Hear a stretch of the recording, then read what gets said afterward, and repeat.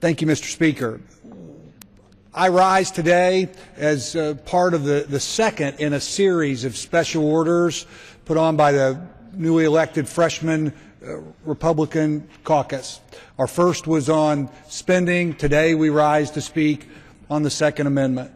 I have participated in the first 50 days of my service here in this chamber in 19 public events throughout the 6th District of Indiana. Coffees, meetings with constituents, the public, folks who vote to send us here. And I can tell you in every one of those events, people have two topics top of mind. They're focused on spending, they're focused on the sequester, they're tired of a federal government that continues to spend money that we don't have, and they want the government to follow the principles that every American family does, which is you don't spend money unless you have money to spend. But the second topic that I hear everywhere that I go is the Second Amendment and the importance of making sure that that bedrock principle of American liberty is protected. We all know the tragic events that have occurred in recent months here in America, obviously the Connecticut tragedy being foremost top of mind. And I want to make clear in my comments, as I do all throughout my district, that as a nation we are heartbroken by tragedies like that when they occur. As a nation we mourn and weep with the families that had to deal with those tragedies. But as sad and tragic as those circumstances are, we cannot allow those events to be an excuse to undercut the Second Amendment and all that it means for liberty in this nation. There are opportunities to make a difference for public safety in this debate. It is time for a national conversation about mental health, because the common denominator in every one of these crimes is that the perpetrator is someone who is mentally ill. There are opportunities to do more on school security, and I'm hopeful that we'll be able to work through those as we move forward. But this much must be made clear. Gun bans don't work. They are only effective at preventing law-abiding citizens from having guns, because the criminals and mentally deranged that commit these crimes don't care about the fact that there's a law that would have them not have a gun. To blame a gun for a crime is to blame a pen for a misspelled word. And I look forward to the opportunity and dialoguing with my colleagues today on this important topic. I appreciate Congressman Stockman and Congressman Williams for their comments just a few minutes ago. I want to recognize the gentleman from Utah to step forward and give comments on this important topic. I'd like to thank the gentleman from Indiana for yielding his time. I had the great blessing of growing up on a family farm. I know what it's like as a kid to be so excited to go hunting with my brothers and with my father that you can't sleep the night before. I also had the great privilege of serving for 14 years as a pilot and an officer in the United States Air Force. There I learned a little bit about defending our nation through an adequate show of force. I also, by the way, qualified as an expert marksman in small arms. Recent and saddening events of violence have brought conversations about guns to the national stage. These acts of violence, as terrible as they are, should not be used by the White House as justification to revoke the rights outlined in our Constitution. The Second Amendment clearly states that the right of the people to keep and bear arms shall not be infringed. Our founding fathers created this amendment to protect the citizens from government tyranny. In 2008, the Supreme Court emphatically stated that the right to bear arms is an individual right. Today, it continues to assure Americans' right to defend themselves against the evil in the world. Based on a survey, as recently as 2000, U.S. civilians do use guns to protect themselves and others from crime at least 990,000 times a year, almost 1 million times a year. It's critical that we continue to protect this personal and absolute right. And while gun-related violence is indeed tragic, and we all know that it is, as my friend, the gentleman from Indiana, has so eloquently stated, we bleed for those who suffer from this. It's important to note that it only accounts for a small portion of the violent crimes that are committed in the United States. As an example, the U.S. Department of Justice has said that of the roughly 5 million violent crimes committed in the United States during 2008, only 8% were committed by offenders who visibly were armed with a gun. Most of those crimes were committed with guns that were already illegal. Even the U.S. Justice Department conducted a survey in the 1990s that found that approximately 79% of the state prison inmates that carried a firearm during an offense that sent them to jail received their gun either through an illegal source or from one of their friends or family. Stricter laws to ban guns will not solve any of these problems. We already have many laws in place, but instead of creating new and harsher laws, we need to do a better job of enforcing the gun laws that we currently have. And finally, let me say this. I believe that the timing of this proposal and these bills, it just isn't right. At a time when sequestration just went into effect and our country is on a path towards bankruptcy, it's unacceptable that the White House continues to push its gun control agenda. We need to be focusing on getting our country back on a path of fiscal sanity. We need the President and his administration to show leadership. We need to ensure that America maintains its leadership role in the world. To do that, we need to budget and to spend responsibly. We need to replace President Obama's sequester, and it is this president's sequester, with common sense spending and spending cuts and reforms. And most importantly, we need the President to demonstrate an understanding of the nation's need to balance our budget and get us back on a path towards fiscal sanity.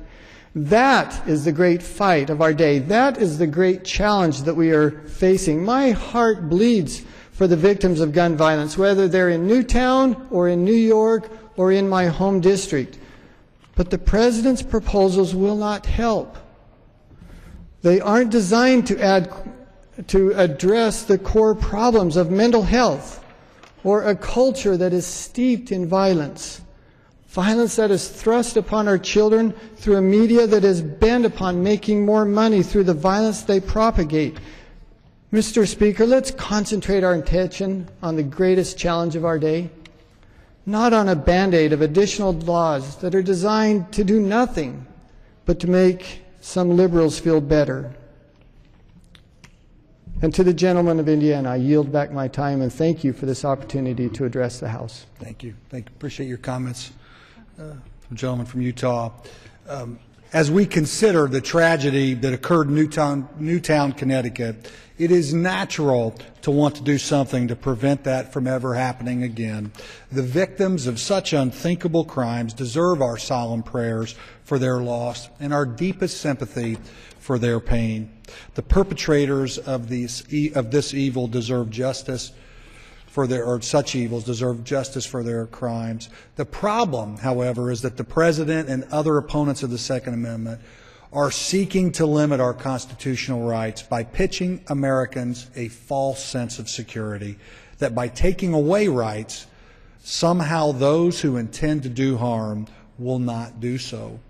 History shows that gun bans only keep guns away from law-abiding citizens, not criminals. Those who want to build, modify, or acquire weapons for violence will do so. I recognize the gentleman for Florida for as much time as he will consume on this important topic.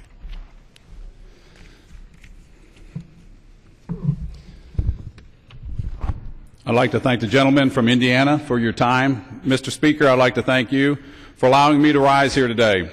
Mr. Speaker, I rise to address this body tonight about a subject that weighs heavy on the minds of many constituents and many Americans. It is a subject and right that has been granted to us by our country's founding principles, the Constitution, not by government.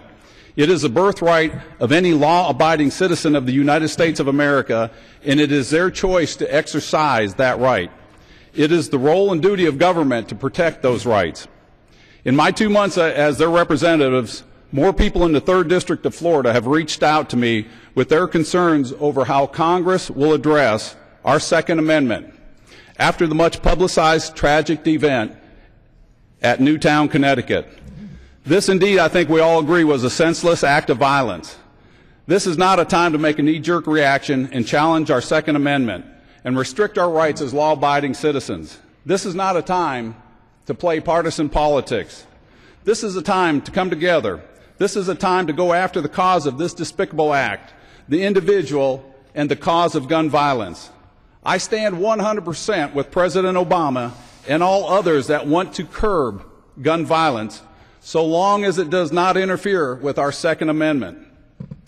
The Second Amendment states, a well-regulated militia being necessary to the security of a free state, the right of the people to keep and bear arms shall not be infringed. This is necessary to protect the Third Amendment.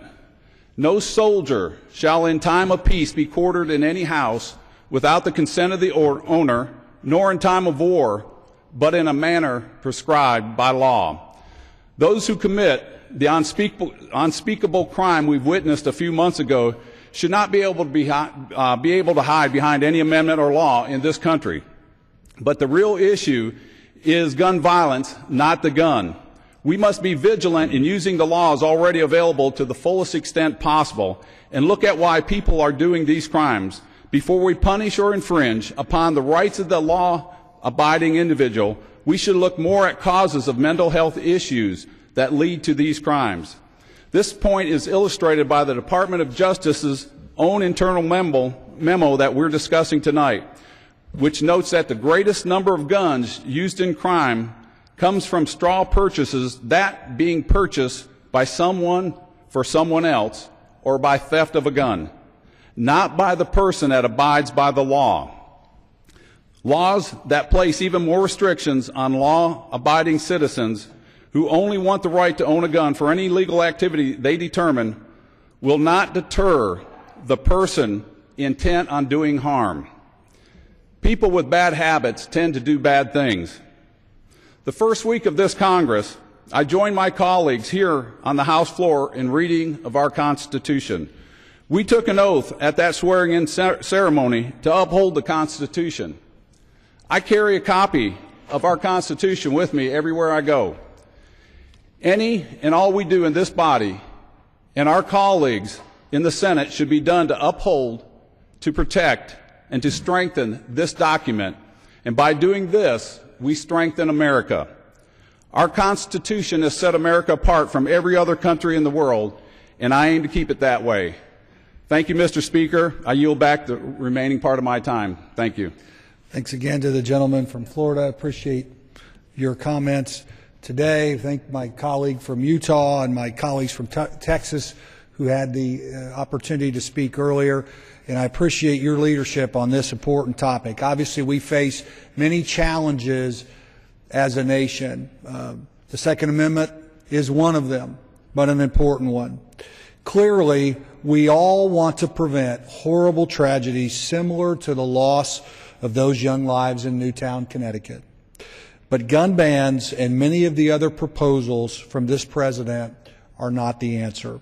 For example, an internal memo from the Justice Department said that the universal background checks proposed by this president will only be effective if paired with required gun registration, a list of law-abiding citizens who simply exercise their constitutional right to own a firearm. This is a blatant intrusion of privacy, and it cannot be allowed. We need real solutions that aim to identify, treat, or limit access to the evil few who perpetrate these horrible acts. I am unwilling to turn my back on the Constitution and sacrifice the liberty of the people I represent for a false sense of security. We need real solutions, and despite our disagreements, there are opportunities to work together. As I mentioned earlier, blaming a gun for violence is to blame a pen for a misspelled word.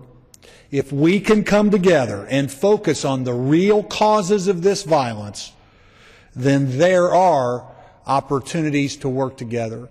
And I stand ready to work with every member of this chamber, regardless of party, to move this country forward. Mr. Speaker, I yield back the balance of my time. Thank you.